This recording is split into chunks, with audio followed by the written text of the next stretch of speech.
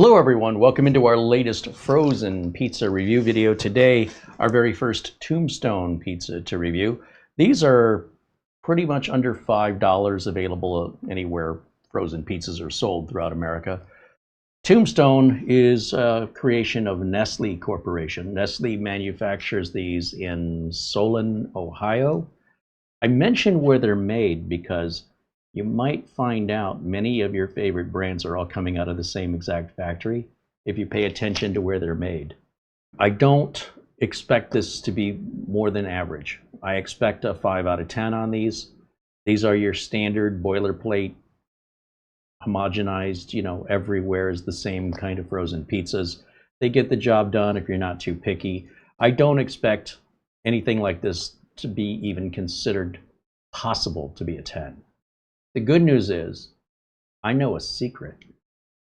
I'm not saying I'm the only one who knows the secret, but there's a little tidbit of information where you can get frozen pizzas delivered to you that'll almost always be 10s. Stay tuned, we're going to cover that later this week. So depending on when you're watching this video, that video may be just a few more videos ahead. Or if you're watching closer to when this video is published, you've just got a couple days wait, and I'm going to disclose a new source of frozen pizzas that are in general much higher quality. They're more expensive, but they're also at a higher level where every one of those potentially is a 10. These, on the other hand, we know pretty much when we're going to the grocery store what to expect, don't we? You don't really think this is a 10, do you? I mean, look, in all fairness, there's nothing stopping it from being a 10.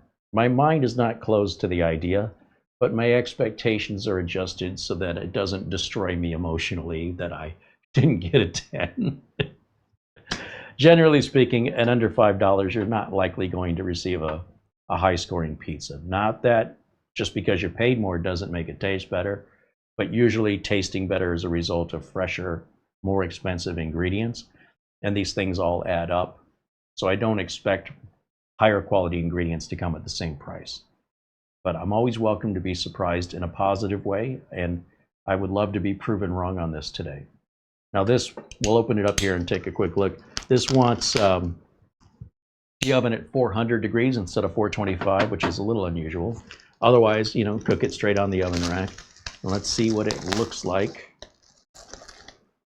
No box to throw away. I appreciate the keeping our environment in mind. They keep a piece of cardboard to keep the pizza from becoming warped or bent. So the cardboard is necessary, but we don't need the whole box. So here just is the top label. I would rather see that on the print so we can look through it and see the pizza underneath. I appreciate that we've got regular shredded mozzarella on here. It's not diced, like you'll see it places like Domino's and Little Caesars Pizza. They'll have those big buckets. A lot of New York style, mom and pop places will grab 2 handfuls of that diced up mozzarella and sprinkle it around. There's something about that that just seems very cheap to me. I used to work at Little Caesars. I used to use the Hobart machine, and we'd take 2 bricks of mozzarella and 1 brick of provolone, and we'd put it in the Hobart until it got chopped up into fine pieces, and we dumped that into those big trays, and we put that over the pizza assembly area. And when the boss was in, they'd make us measure it. Like when I was working there, I would grab what looked right and fill the, oh no, the boss saw that, he'd chew me out and he'd say, no, you got to measure it. Then you'd use this little cup and you'd measure the cheese and you sprinkle it, and it just left the pizza feeling very sparse of cheese. And what's interesting is on the door, they used to promote, at the door of the Little Caesars I used to work at back in the 1980s, 100% real cheese. Well, they're not lying. But because provolone's cheaper than mozzarella, they would cut the mozzarella 2-to-1 against provolone. And you can't really taste it. It's not really causing any harm. And it is 100% real cheese. But these are things in the industry that are much more known today because of YouTube and because of the internet, that we can share this information that otherwise you wouldn't know unless you worked for them or with them at these companies. So I see, looks like diced pepperoni, little specks of it, as well as sliced. There's a difference between diced and sliced. There's a different texture. And some people, like me, are sensitive to texture, mouth feel. And then, of course, at the end of the day, it's what's it taste like? Does it have a good flavor? So I'll tell you what, let me go pop this in the oven, and we're going to find out here in just a minute how it smells, how it looks, and how it tastes, and we'll give it a score. All right, guys, what do you think? It actually looks really good. It cooked really well. And the crust, when I'm cutting into it with the pizza wheel, nice and crispy. Nice cook all over. It smells fantastic. It really does. I'm not being sarcastic about fantastic. Let's set it down so I can get myself in a position to give this bad boy a taste test, because I don't expect much with a under $5 pizza. And we see a lot of pizzas packaged like this. Jack's, I think Red Baron has one, Mama Cozy from Aldi. They have these packaged in plastic wrap without a box, and they all kind of look alike to me. However, I don't expect them to taste alike, and we'll see if we find any new favorites today. Here you'll see the bottom of the crust a little better, perhaps. That's a nice brown on the crust. This is cooked directly on the oven rack, as I always do. And plenty of pepperoni. I don't know if they're any good. We'll try them. Good cheese coverage, and the crust holds up on its own. Pretty rigid there, and you know, it's not a thick crust. It's got the brown underneath, and then it becomes white just a little bit there, where you'll have some chew with the tomato sauce, mozz, and pepperoni. So everything is checking all the boxes of what I consider to be a standard pizza. And what's interesting is the package said that there's 4 servings in here. What that means is 1/4 of this pizza is 1 serving. So do we imply that each person would eat 1 serving? If so, that's the size of a serving, 1/4. That would be 2 slices in my mind, in my math. And of course, this is half the pizza. So half, quarter, an eighth. So they're saying this should feed 4 servings. Whatever, if that's 4 people, I don't know. But when has a serving size ever accurately recommended how much we choose to eat? But there you go. Now, I kind of feel like this might benefit just by looking at it and smelling it. It's crying out for some crushed red pepper, just to give it a little zing. But I'm not going to put it on there yet. Let me try it first. But something about this is calling out to me. Crushed red pepper, Carrie. I want to point out that what's happening on these larger pizzas, and I'm going to make a video showing this to you, is that the bigger the pizza is, unless you have a convection oven that you've got convection mode turned on, it's going to cook the outside of the pizza, and that's going to get cooked faster than the inside. So the smaller, like let's say Tombstone made a personal pizza, you know, single serving size, that would cook far more evenly in a regular oven than anything larger. The bigger the pizza is, you might say, wow, that's a really big frozen pizza. It's probably going to have an extreme difference between how it cooks in a regular oven, where your outside edges are going to get really, really dark, and then the inside of the pizza is going to seem undercooked. What's interesting is they had us cook this at 400 degrees for 17 minutes versus 425 for 13 minutes. And I think that strategy paid off because we see less of that effect here. Now, of course, there are pizza ovens where they rotate the pizza on a turnstile, and there's a heating element that sits like a record player, and then it heats the pizza evenly from edge to edge. However, I don't have room in my kitchen for a specialty tool just to make pizza. But that could solve that problem. I think the manufacturers need to come out with a way to resolve this. And Tombstone has done a good job finding the middle ground here. Now, for full disclosure, the last minute or so of cooking, maybe 45 seconds, I was at about 15.5 minutes of cooking, and I really started to see this browning. So I went ahead and turned the broiler on, which turns the top burner on and shuts the bottom burner off. And that heats from above right down onto this surface.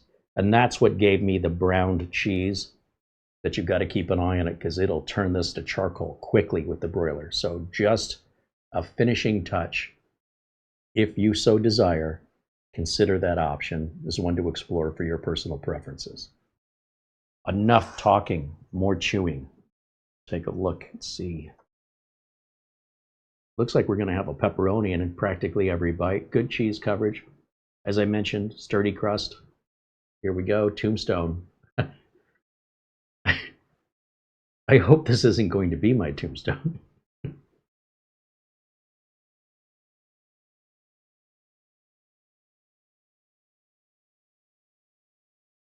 Okay.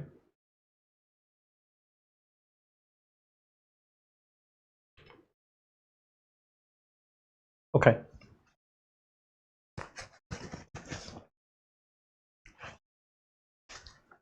If I was 12 years old, I would love this pizza. However,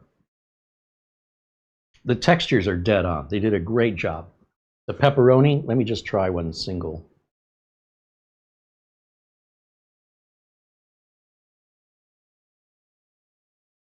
Little sweeter, not as spicy. The pepper and pepperoni should imply it's got a little spice. This doesn't really have much to that, but it's fine. It's not cut too thick. You can't cut a pepperoni too thin, but you can absolutely cut one too thick, and it becomes too chewy and meaty. I know exactly what this needs. Hold on. This is crushed red pepper with oregano and garlic, and this is just crushed red peppers. As I suspected, it needs a little something, something. I don't care for the aftertaste on this. Something in the sauce that just isn't hitting it for me. But boy, they got the cooking and the structure of this done really, really well. The texture is done really, really, really well. And for a $5 pizza, under $5, you can't complain for how much food you're getting, and it's not terrible. But maybe we can bump it up a little bit, maybe cheat. Or maybe this will make it worse. I just put a little bit on there. I just want to add a little bit more flavor.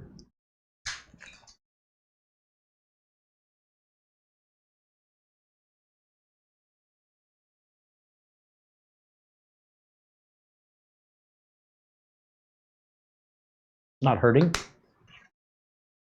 What about this?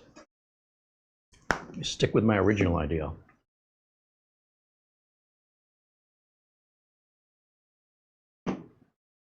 Just need something to punch that up a little bit.